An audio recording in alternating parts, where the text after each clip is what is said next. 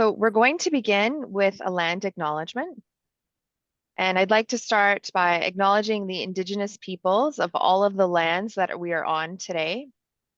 While we are hosting this event on a virtual platform, let's take a moment to acknowledge the stewards and importance of the land which we call home.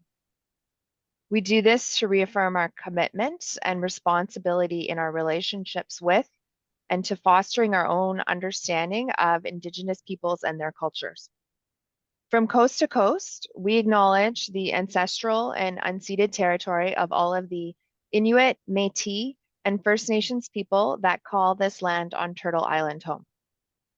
Please take a moment of reflection to acknowledge the harms and mistakes of the past and to consider how we are and can, each in our own way, move forward in the spirit of reconciliation and collaboration. All right, so thank you so much. I introduced myself earlier. I'll do it one more time just in case you missed it. My name is Carolyn. I'm with Career Connections at the Insurance Institute of Canada, and I have the great pleasure of being the co-host for this wonderful session. I'm really excited for you all to join us today.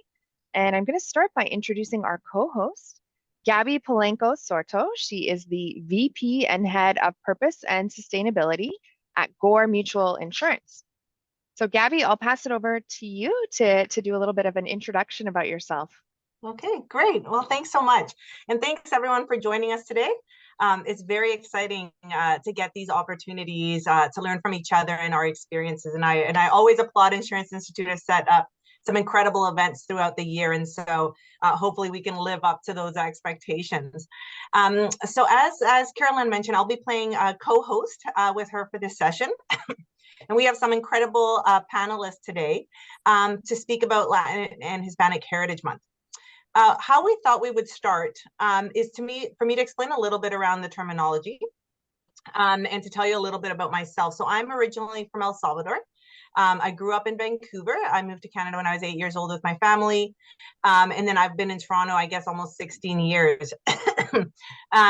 What's been really interesting, I think, is learning around terminology, and we could literally do a session for the full hours just on the terminology piece. So very high level, there is a difference between the term Hispanic and the term Latin American. And then there's a third term that I'm going to introduce in a second. But Hispanic in general refers to individuals who are first language Spanish or who have backgrounds from countries where you speak Spanish. And so when you think about the diversity of Central and South America, not everyone within the region can actually say that they're Hispanic, because there are countries, I would say Brazil and Haiti are two really good examples of countries where people don't speak Spanish. And so they wouldn't themselves refer as Hispanic. Latin American is a little bit different. Because Latin America refers to the geography. So it refers to anyone that is from either Central America, South America, or the Caribbean. So it's really more of the region.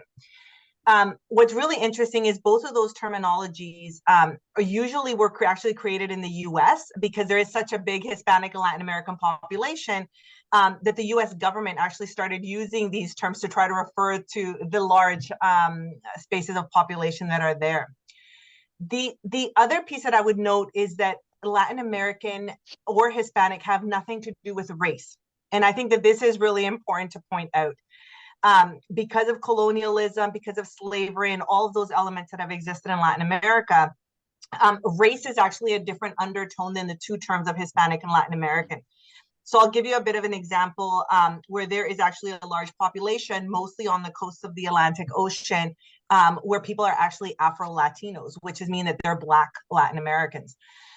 In addition to that, because of different trends in terms of immigration, there's actually a large population in South America of Asian descendants who are Latin American. And so they themselves are actually Asian Latinos. And so it's actually very difficult for some to refer themselves as just Latin America, because there is a racial element that also goes with that. Now, if we want to complicate it a little bit more, there's a new term that I guess has been started to be used called Latinx. And one of the reasons why that Latinx term has been created is that Spanish, like every other Latin language, the language is very genderized. And so, for example, when you're a male Latin Latino, you would say Latino, and if you're female, you say Latina. And so in order to de-genderize, I think, the term, the Latinx term has come up. Now, I would say there's a lot of debate, spatially around generations of the use of Latinx. I think a lot of the younger population have taken up that term, and that's how they self-identify. Whereas the older generation has had a challenge with using that term. So it's constantly changing and constantly learning. Really quickly, just to talk about kind of the Latin and Hispanic community here in Canada. It is very diverse. I think it's so exciting to have such a diverse panel, actually, of individuals who either were born here in Canada that have parents from Latin America, people like myself that came as children, and people that came here as professionals. And I think that that's a big variety in terms of how people come to Canada and their experiences here. And so with that, I'm going to actually ask our panelists to introduce themselves and tell you a little bit about where they're from and where they're working right now, and then we'll get right into it. So with that, maybe I'll pass it first to Javier Bravo. Thank you, Abby. Thank you all for being here. It's a pleasure to be talking to you. And so I'm Javier Bravo. I'm currently residing in Toronto. I've been in Canada for just 6 years. So I'm just one person that came as a professional. And I'm originally from Venezuela, South America. So for those that don't know, Venezuela is normally like next to Colombia. That's when people don't know where Venezuela is. It's just next to Colombia. Everybody knows. Um, so yeah, so I've been here just for 6 years. I lived I came, did 2 years in as a like a education, and then went to join Zurich, which is the company where I currently still work.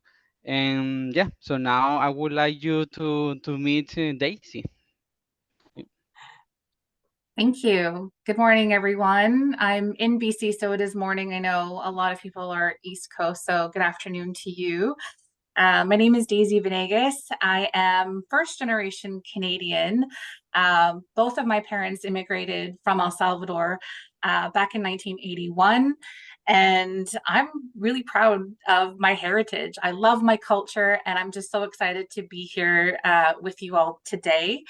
I do have 18 years of industry knowledge, and I'm just so passionate about insurance, and I'm so fortunate to work with the people that I do. My first 10 years were really focused on getting to know the insurance industry, learning about what that really meant for me in terms of my career path. The first 10 years, I was finding my passion in terms of helping people. And I think that opened my eyes to realize that for my career path, I actually wanted to start leading people. And that then opened different doors for me in terms of leadership. So I've managed a few different departments, which ultimately led me to my current role as regional sales manager at Westland Insurance. It's a little bit about me, and we'll go to Alex. Yes, hi, Alex. First, I would like to say that I'm very grateful to the Insurance Institute for this opportunity. And thank you, all of you, for attending this event. So, Alex Lopez, I was born in Managua, Nicaragua. I'm one of 9 siblings. It's a large family. There's some benefits to be born in a large family or to be raised in a large family. You build a lot of resilience. And so sometimes it's more like a survival mode. The survival of the fittest when you are raised in a family of 9 people. I immigrated to Canada in 1990 when I was 24 years old. October 16 is going to be in 4 days. It's going to be 33 years that I've been in Canada. I married my wife. I came to Canada with my wife and a baby of 7 months, our daughter Gabriela, we call her Gabi, and had some basic English, common phrases and words. I joined that's all what I know about English, and I joined the insurance industry back in 1995. The day that my second daughter was born, May 23rd, 1995. Throughout the years, I have worked in different roles. I started as a data entry clerk. Then I was in customer service. I was customer service rep doing sales and service. Then I was also a claim adjuster. I was team coordinator, and then a business manager in the past 4 years. Thank you. Great. Thanks, everyone, for your introductions. So maybe I'll jump to the first question, and maybe we'll go in the same order that we did the intro. So Javier, get ready for you to take on the first question. I wanted to see if you can share a little bit about your first experiences here in Canada. Again, all of us came at different ages or were born here. But just a little bit about your perspective in terms of starting out new in Canada, or Daisy, maybe yourself in terms of being a Latina here in Canada as you were growing up. Javier, over to you. Yeah, and so I came here 2017, and I went to Australia. I first went to Australia to learn the language. I learned English like 3, 4 years before coming to Canada. It was really difficult for me. As you may know, Venezuela has difficult situation. That's the reason why I left in the country. I was in my country. I was working as a broker. I was doing well. I had completed my degree in Venezuela, also in insurance and risk management. I was financially doing well. I had a brand new car and all of that. So moving on to a different country where speaking the language was definitely a tough challenge for me. Mentally, it was so difficult, and because you have to like you are back to a stage like a baby or like a toddler, right? You don't speak the language, you don't know how to communicate, and professionally you're also like have to go back and do some stuff that you probably weren't used to it. And when I came to Canada, I already spoke the language a little bit better at the time and went to do the college. I studied general insurance and risk management in BCIT, that's in Vancouver. And so my experience was great. Like really, when I joined them, when I first came to Canada, it was diversity, right? So I felt I didn't feel different, and that was great. Like there were so many other people from other different countries, and I that gave me like encouragement, right? So I was like, oh, if I can see that person also doing that, or I found comfort from on somebody else also fighting the same fight that I was doing, and that helped me a lot going forward and moving forward and trying to, because usually when you come, you always have to motivate yourself, like is it worth it, is it I'm doing all right. So yeah, I found the first Canadian super helpful, and they were always willing to talk to me, which I was always afraid to, maybe people not going to talk to you because the accent or whatever. I never felt like that. I had never felt like rejected, and that makes such a big difference, right, in your fight, those that when you are trying to accomplish something. And but yeah, so I just want to leave it there. Like I felt welcome, and I felt that because we have so much diversity in this country, that made you like, okay, I'm here and I'm not different to anybody else. So Daisy, I know you also need to share your story about being a Latina growing up. Thank you. It's interesting, my experience growing up, because I am first generation Canadian. Growing up, I needed to speak English. Spanish was my first language. And when I went to elementary school, I was part of the ESL program. And to help me learn the language, my mom really encouraged me to speak English everywhere, including home.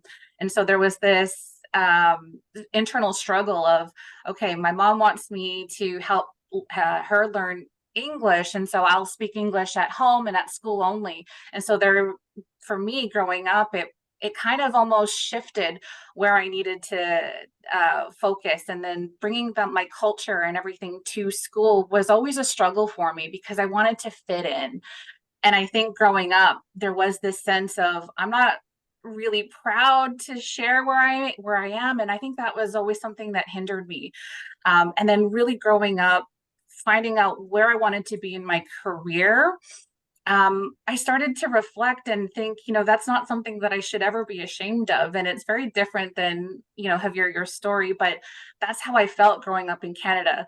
And it wasn't until I became actually a professional that I started to be proud of where I came from, be proud of my culture, and finding an organization where you feel like you can be yourself and feel that support. It's so incredible to see that today, because 10 years ago, when I first started in the industry, we didn't have diversity, equity, and inclusion councils. And 10 years ago, I felt really alone. There was a moment where there were some pretty harsh things that were said about my culture. And in that moment, I didn't have anyone to turn to. I didn't have anyone to say, this actually really hurt. It's very hurtful for me to hear this. And I felt in that moment, I couldn't be myself. And I think that ultimately led to me leaving that organization. And in reflection, I didn't realize that it had the impact that it did. But now looking back, I know it did. And so I think what I'm so proud to see today is that we do have this conversation that we're having today. We have diversity, equity, and inclusion councils. The Insurance Institute of Canada is willing to put these types of conversations out there for people to attend. And I just think the progression from my time growing up to where we are today, it's night and day. And it's because of people really celebrating people's diverse backgrounds and having people feel comfortable with who they are.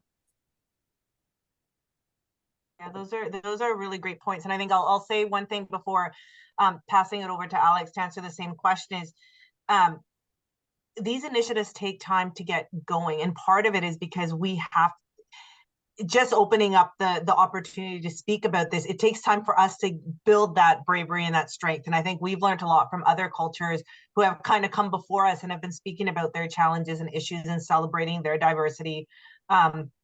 To get that going, I think, for us. But I totally agree that I think the investment that the insurance industry is making really is going to create the groundwork for even more diversity in the next few years within the industry. Alex, over to you for the same question. Yes, I think for me, just overcoming the culture shock when I landed in Toronto, I remember I said, oh, I feel like I'm in a movie set. This is just in the movies. I seen these places just in the movies. And one thing that I said to myself too is, why is this city so dirty? They don't clean this leaf. It was autumn, it was fall, and then they don't clean the city. And so the challenge is, I think that was the first challenge. I think for me, what it helped me to go through that, it was that I had a vision, I had a goal. Since I was a little boy, I always saw myself in a corporate world. I always see myself like wearing a suit and being in an office. So when I came to Canada, I didn't speak English, and I said, because I have my goal, I said, what is it that I need to do? So I organized my thoughts, and I set up my goals and what is my priority. And I think in life, that's a good thing to do. I admire you for being here in this meeting, listening to us, because from an older person like me, I can tell you that if you identify this early on in your life, organize, to sit down, to write down your goals. What is it that I want to achieve? What is it that I want to accomplish? Without you realizing, the universe is going to conspire and help you to reach your goals.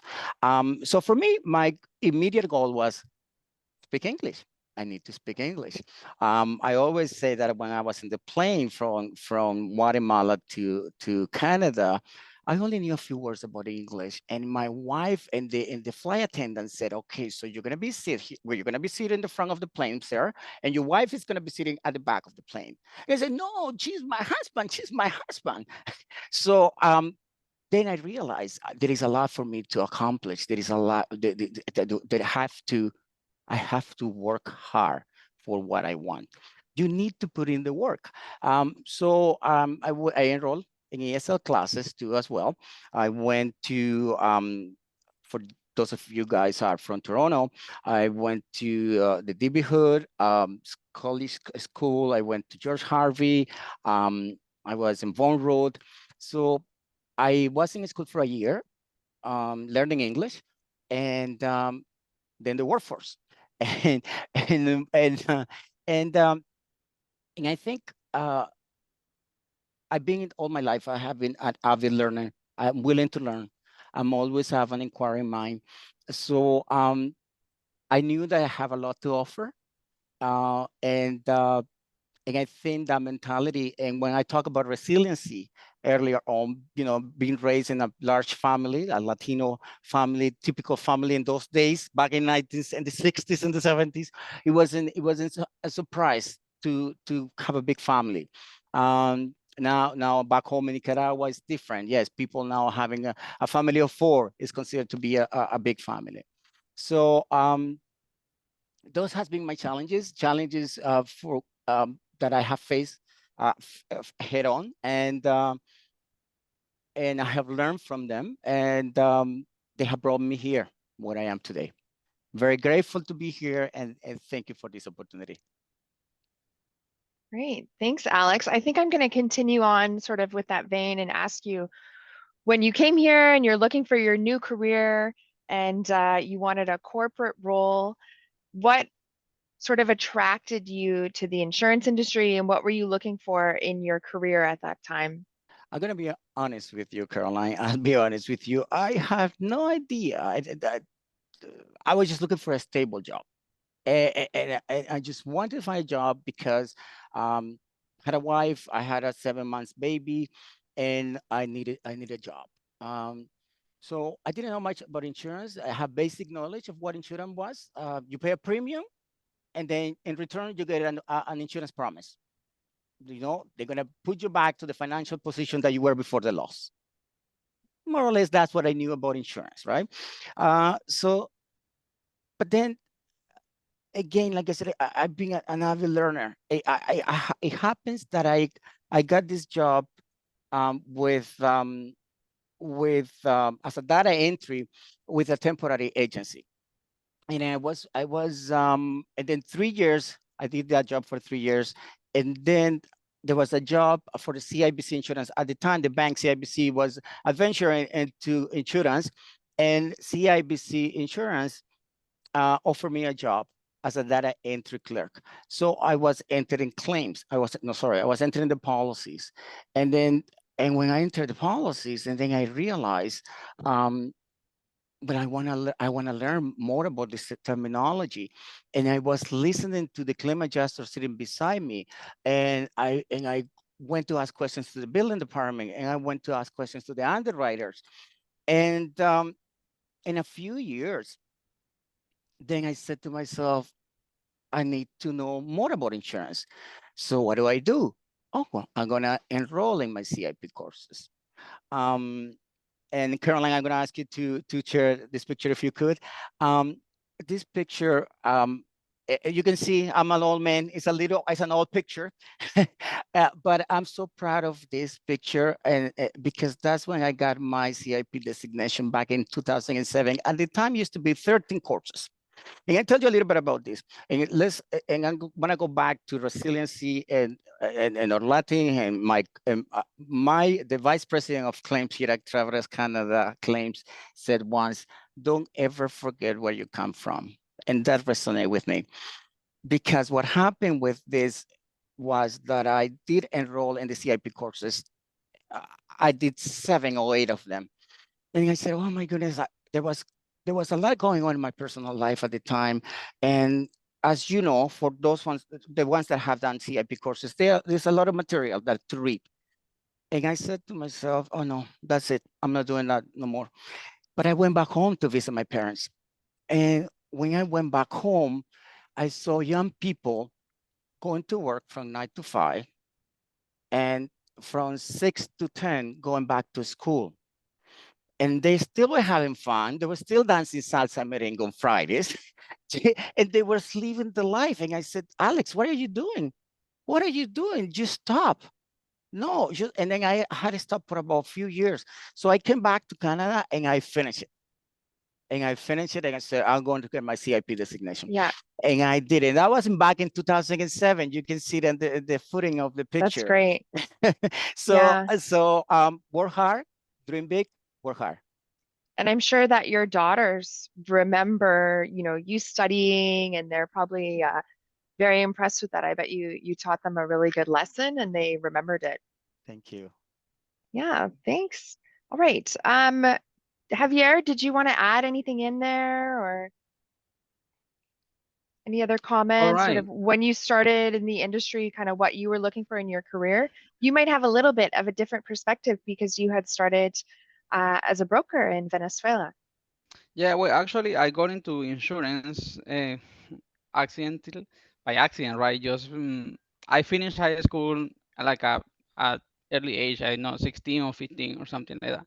So from there, I went to study professional photography, and I was in the last semester of my career as a photographer, and I needed to purchase so many professional equipments, cameras and laptops, filters, and those are they didn't come cheap at the time, and I needed to find a job to afford that. So a friend of mine got me a job in a call center and just taking call for claims, emergency claims at the time.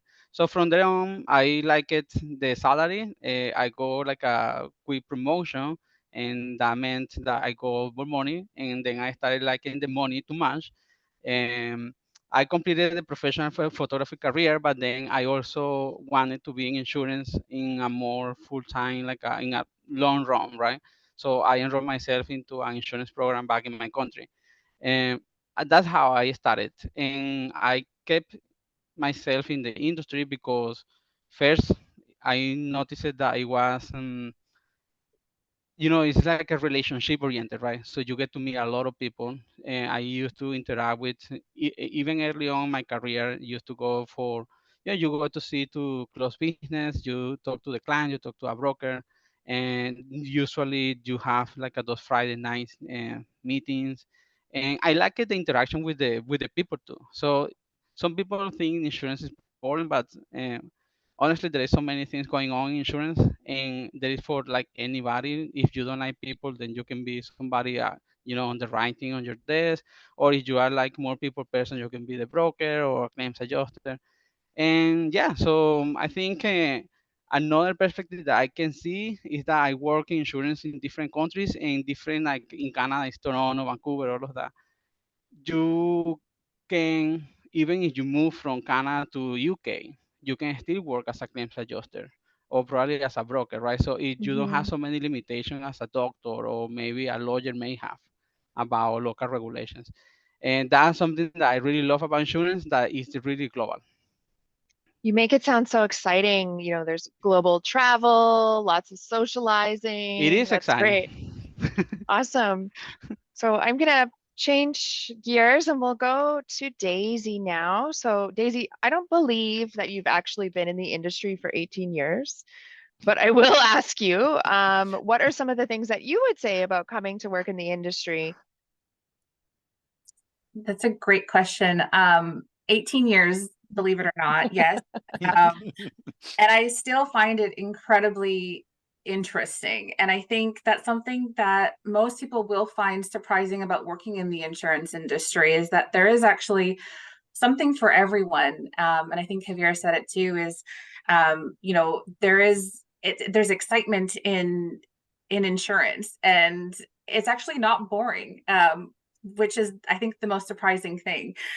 It's incredibly rewarding. We aren't out here saving lives. I don't want to say that, but it's incredibly rewarding in the sense that we're out here really helping people in the time of total loss. We're there to be at least that comfort for them, knowing that their most prized possession, whether that's their home, their vehicle, their business, does have coverage. And that's kind of exciting and very rewarding. Relationships. I've heard a lot about relationships in insurance, and relationships are at the core of everything that we do. If you love people and building that relationship between client and broker, you are going to be very successful in this industry. I also think that insurance is incredibly interesting. It's constantly evolving with the nature of just our economy and the state of the world, the constant change, our industry has to shift. And with that comes really cool innovation in terms of technology. And it just, you never really can get stagnant, stale, bored. It's always evolving, and we're always having to push ourselves to learn the next trend. I also do resonate with what Alex had said in terms of it being stable. Insurance is an incredibly stable industry. At the peak of the pandemic, that's where we actually realized as an industry that we needed to be incredibly agile and do things differently, because at the end of the day, insurance doesn't stop. Even through a pandemic, we still need it. And we were able to do some pretty amazing things during that time. I think it's also incredibly challenging. Insurance is complex. Insurance jargon, we hear that term often. It's really hard for people that aren't in this industry to understand. And for us as insurance professionals to be able to explain that to people so that they are feeling confident in what they're purchasing, that takes skill and talent. And it is incredibly challenging for advisors. And it is a hard job. And people do feel really proud in the work that they produce daily. And I hear that every day, and I see that on the front lines. It's really, really powerful stuff. And I also think, finding that organization that aligns with your values in terms of integrity, that ambition, honesty, those are things at my core that I really feel are important to me. And then if you find that organization that also aligns with that, that's a really special place to be. That's great. Thank you, Daisy. I just want to highlight something that you mentioned. You said we aren't saving lives, but it's very rewarding. And what I really noticed is this summer, with all of the natural catastrophes that we were having across Canada with the fires, and I know you're out on the West Coast, what I was seeing all over my LinkedIn and different social medias was that the first people who were there to help out were the claims professionals, setting up in hotels in Kelowna so that they could help people right away. That was something that really struck me, that we're there right away when people need us. So definitely very rewarding. Right. Caroline, if I may add something, I think that when you are in insurance and you having these authentic interactions with your customers and they can feel that you really care about them, that makes a difference in somebody's life. Yeah, that's great. Yeah, they know that you're really there to help them. Okay, Gabby, I'm going to pass it over to you for our next questions. Perfect. And so changing gears just a little bit, but I think Daisy kind of touched upon it as well, is around personal development. And so my question for Javier is, what has helped you grow into your roles over time? Like, how have you been able to move up in the organization and ensure that you're constantly developing? Okay, yeah, excellent question. And honestly, I'm gonna talk about my experience at Zurich. I noticed first of all when I finished the diploma, the 2 years diploma in BCIT, I also quickly finished the CIP and the CRM designation by in the Insurance Institute of Canada. And I just noticed when I was interviewing with multiple companies, trying to get the best offer and the closest one at home, the more money, working from home, all of that. Uh, I was able to really have some selections. I noticed so because I completed the CIP designation, the CRM, interviewers were really engaged by my profile, and they will ask me a lot of questions about the CIP, about the CRM. Why did you take the CIP? Why did you take the CRM? So I think those two designations, they were, I'm not gonna lie, very difficult. But as Alex says, if you want something, just work hard, and you can finish it quickly if you are able to do it. And but those two designations are very helpful, not only in Canada, but I'm gonna say again, in other countries too.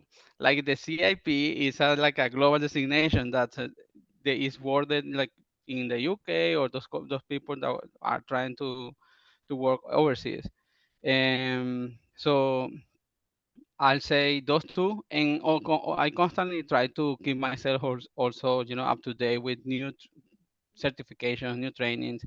It's just important because it depends on your aspiration. who do you want to be, or who do you want to become in the future. And if you are okay with where you are right now and you feel like in the long run you want to be there, that's okay. Maybe you don't need any other certifications. But if you have high aspirations in becoming a leader in your industry, becoming a CEO, because why not, right? You might be a CFO, CEO, and then you really have to be the best version of yourself, not only in the personal life but also professionally, and that comes with hard work in your company and trying to pursue all the designations that they may be around there, and you learn. It's not. I before I used to think like, oh, you're gonna study, you're just gonna throw money. But with the CIP or some certification, I'm not selling it, but I just feel like they were they helped me so much that I recommend them. And it's also like you truly learn. It's like you become. I feel like for me, they untap some part of my brain, and I became maybe smarter. And but those two, I'll say. Yeah, and that's great. Now, yeah, you're not getting commission from CIP, but No, no. No, but you and Alex just love disclaimer, it. disclaimer. Yeah, and you know, I've only been, I haven't been in insurance for very long. I've been in financial services for almost 20 years, but what I have found in the short time that I have been in insurance is how incredibly warm the industry is to networking, and people that don't know necessarily about the CIP or et cetera, going to events like this, connecting on LinkedIn, asking people advice, is such a big value add, I think, in the industry, especially for those from diverse communities that are looking to come in, that can then talk to Javier and be like, you know, and talk about kind of the value of the different certifications and things, because you know, going back even to Alex's point, a lot of, and this is not just for Latinos, but any immigrant communities coming into Canada, some are coming with young children, don't have a lot of time, need to ramp up as fast as possible. And so focusing on the certifications that will get you where you want to go faster, I think is really important. And a lot of that is just talking to people in the industry. So I think that that's a great point. Yeah, And maybe Alex, I pass it to you. I lost you on the screen, but I think you're still here. I'm here. I'm here. I'm Gosh, here. I'm here. And I was gonna say, Gabby, I'm gonna piggyback a little bit on what you said. I think this industry, one of the benefits of this industry is that you don't really, if you have post-secondary school, it doesn't have to be related to insurance. If you want to, if you want to get into insurance, proof of that is my daughter. My daughter is working. She went to school for communications, and she's working in the insurance company. She's working for Travelers now, and she's an accident benefit adjuster, and she didn't have an insurance background, but the insurance industry embrace that. Come to us. We'll let there is. I was talking to in preparation for this meeting. I was talking to young people here in the company, and I was telling them what entices you to join the insurance industry, and because I have my own opinion, but I wanted to get a fresh opinion, and they said there were opinions like, is the why there is no cap. The sky is the limit. Like, I mean, you get into this insurance industry, you can be the CEO of the company. If that's what you want to do, you can be a manager, you can work. If you like to speak to people and you want to serve, but maybe frontline, you know, being an adjuster, talking to people, having those interactions with people. You like numbers, you could be an actuarial, you know, or if you don't want to be interacting with people, underwriting might be the job for you.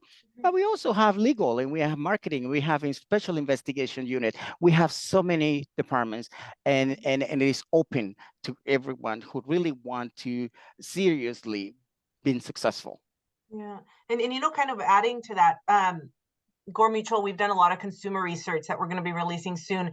And part of it was specifically for Gen Z and millennials around how to attract more of them into the insurance industry. And underlying all those pieces that you said was also the sense of purpose. And it goes back to kind of Carolyn's point that, you know, when someone has a car accident or has a fire in their home, right after 911, we're usually the ones they call after. We're like second or third call down. And so there's an element of the work that we do that is about helping people. And there's purpose in that. And for sure, Gen Z and millennials are looking for that type of passion within the roles that they do, whether they're in accounting or finance or a call center. Like, they want to feel like they're helping people. And this is the perfect industry to help cap and leverage that. And so, Alex, a question for you, which ties into this a little bit, is what would you say to other Latinos and Hispanics on the call that would want to work in the insurance industry? What would you advise them to do? What are you waiting for? What are you waiting for? What are you waiting? This could be you, like in 10, 15 years, if a young person like I didn't speak a word of English, and I'm a business unit manager, and talking about having a purpose, working with young people, sharing your knowledge, mentoring people, and I always say this, that you need to find what is it that, what is your passion, what is your desire, what is it that make you happy. The insurance industry, we have all those jobs that it will be really rewarding. I don't know if it was Stacy, one of you said that, I think it was Stacy, saying that it was very rewarding when you have that appreciation from the customers, when they write something to you, when they tell you how you have changed their life, how you have been a positive impact, you have a meaningful conversation with them.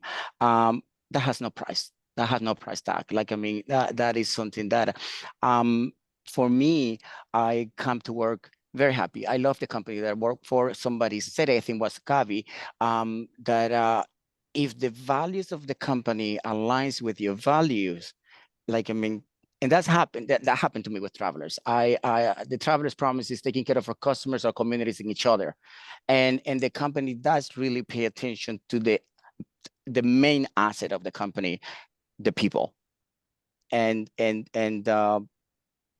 think for me is just like learn more, ask questions, and just do it, just do it.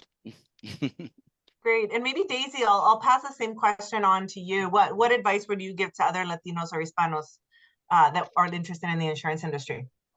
I mean, it's the same thing as Alex. What are you waiting for?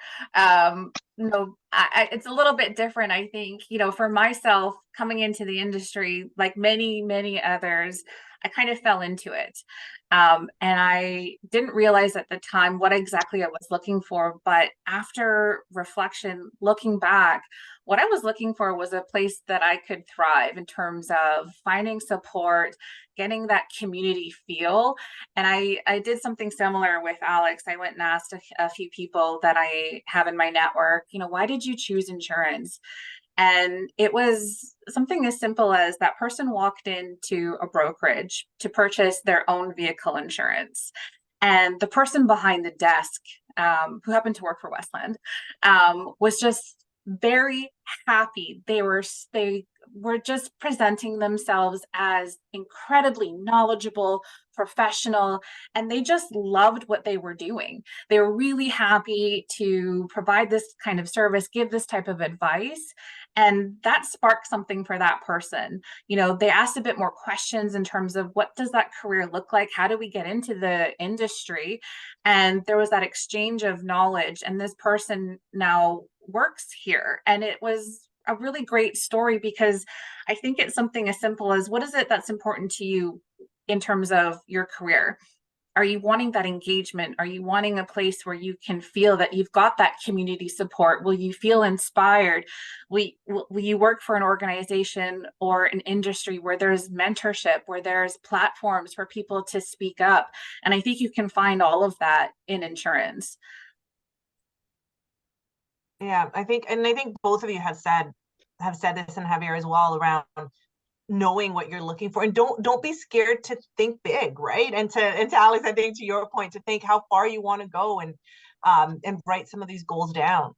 I'm going to switch to Javier. I'll start this question with you, and then I'll have Alex and Daisy get ready because I'll pass it to you next.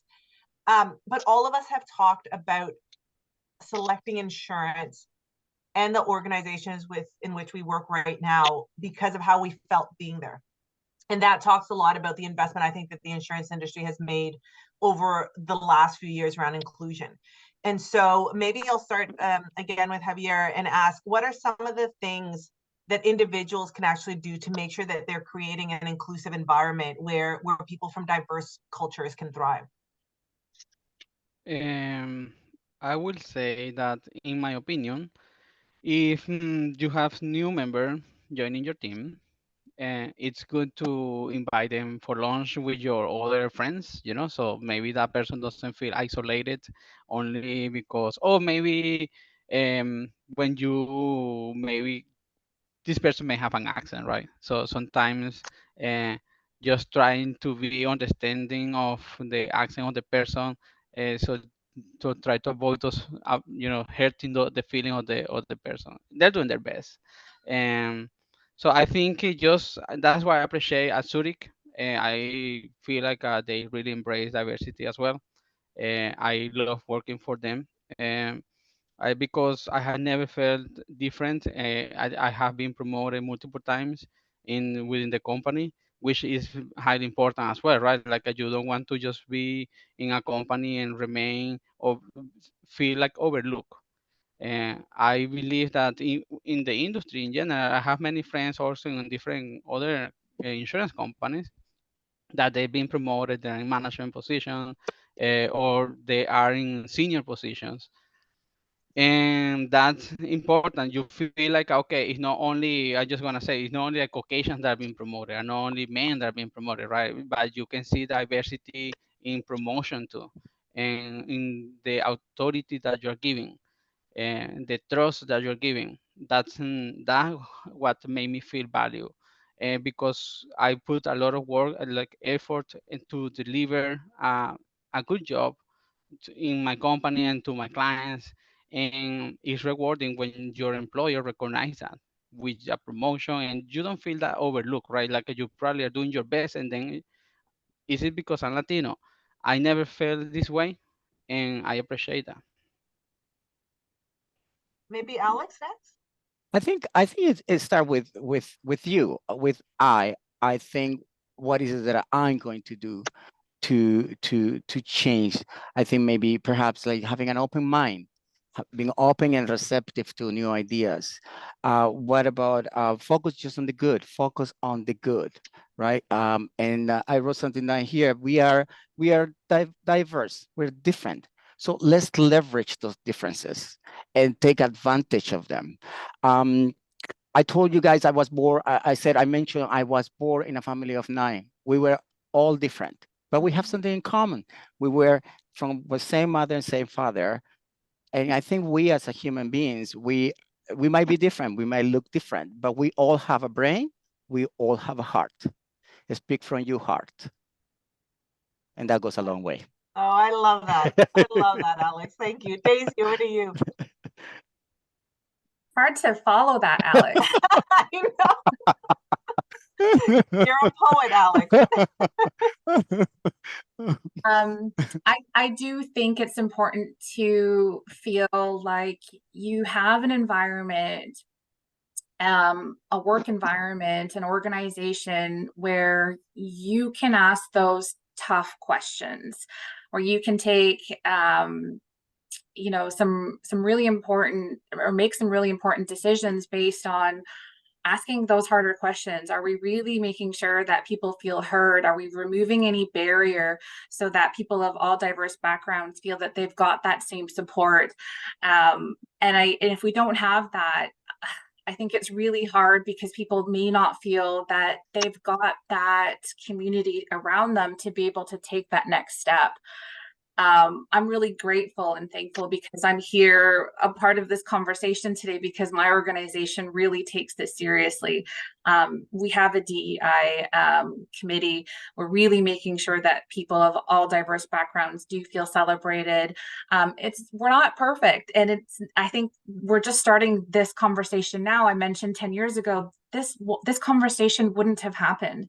And I think we've made a lot of great effort and done so many amazing things to get to this place where we can have these honest conversations. And if you don't have that today, if you don't feel like you've got that space, even coming out and listening to this conversation and networking and meeting this group of people who I already sense, if you reach out to, we're more than happy to support you and be that mentor for you. That is an incredibly special thing that we've done here. But in terms of your organization, if you don't have something or somebody that you feel that you can speak truthfully with and honestly with, maybe be that for somebody and maybe set that tone. Yeah, no, that's great. And I think you've hit kind of a really important point there on the organizational level. And I might just share a couple of stats before I pass it back to Carolyn is through some of the consumer research that we've done with Or Mutual, we did research with brokerages, with insurance professionals, and with consumers. And the one thing, there's two things that for me are really important. One is from around the attraction and retention of talent. We actually had Gen Z and millennials actually categorize all of the different elements under purpose. So it could be climate change, sustainability, DE&I, social impact, et cetera, about what would attract them to work in insurance. And the number one choice by both Gen Z and millennial was diversity, equity, and inclusion. Across the board, like they actually look at this when they're selecting the companies that they're going to work for. And the second thing that to me was really fascinating, and this is where you start putting the ROI on DE&I, is that we also asked a question around mental health. And we found that within the insurance industry, mental health challenges are actually higher than the general consumer industry or general consumers in general in terms of the industries they work for. But when we actually broke that data down by companies that had diverse leadership and those that didn't, you saw a huge discrepancy in terms of a much more mental health challenges in the employee base for organizations that don't have diversity compared to those that did. And that shows you that diversity does matter, how people feel on a day-to-day basis and how it supports their mental health in the work environment. And so I think, Daisy, you're right that people are definitely looking for this, and there is an ROI and a value in organization investing in this work. Maybe I'll pass it over to Carolyn. I know we're almost at time for the conversation. Yeah, that's great. Thank you so much. Before we move to the breakout rooms, so you'll have the chance to chat with our panelists a little bit more in a sort of more intimate environment. I just kind of wanted to highlight some of my thoughts that I've been gathering throughout this conversation. And you've all said things that have really resonated with me, and just setting some actionable goals for myself after this. Javier, you talked about how, as someone who is an ESL speaker, having the opportunity for your coworkers to make an effort to chat with you or to invite you out for lunch really hit home for me, because that's something I probably wouldn't have thought before. But realizing that maybe that ESL individual might have a little bit of nerves, and so just making that effort to make them feel even more welcome is really a great idea.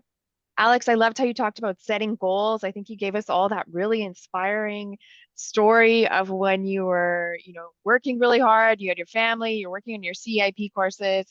And I also really liked how you talked about being authentic.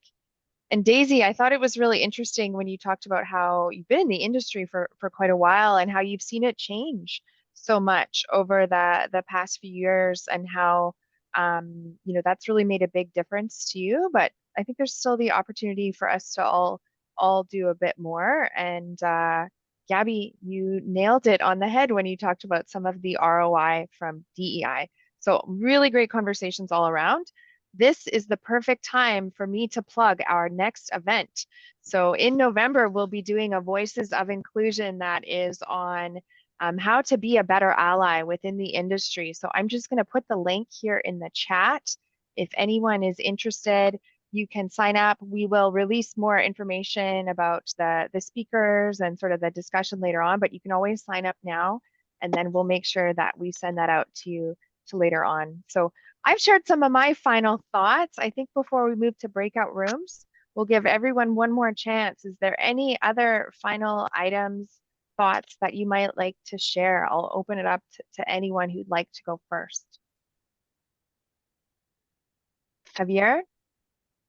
Okay, yeah, so I will say that, coming from a different country, and I really feel welcome here, and I also believe that it's important to adapt as well to the country we are gonna call home. So if they here in this call, there are also people that, like in my case, they just came to this country.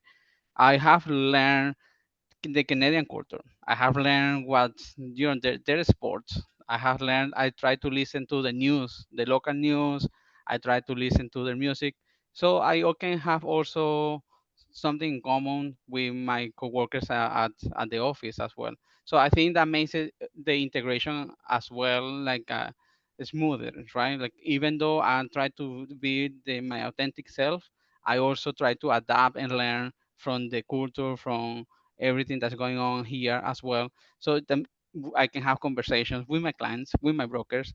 And so if you're trying to come and join the industry and you just came from a different country, um, also try to learn. I watched The Bachelor, for example. I watched The Bachelor. you know, I watched The Bachelor because I go to the office and there are like 10 of my coworkers, they have watched The Bachelor, and I just, drinking coffee. Oh, did you see the rose, the final rose? She didn't receive it. And with that, we talk 30 minutes. And just like that, I start making, new relationships. I launch with brokers, with clients, or my coworkers. So The things we do it's for inclusion, right? exactly. So it's important to be yourself, but it's also important to adapt as well, I guess. Thank you, Javier.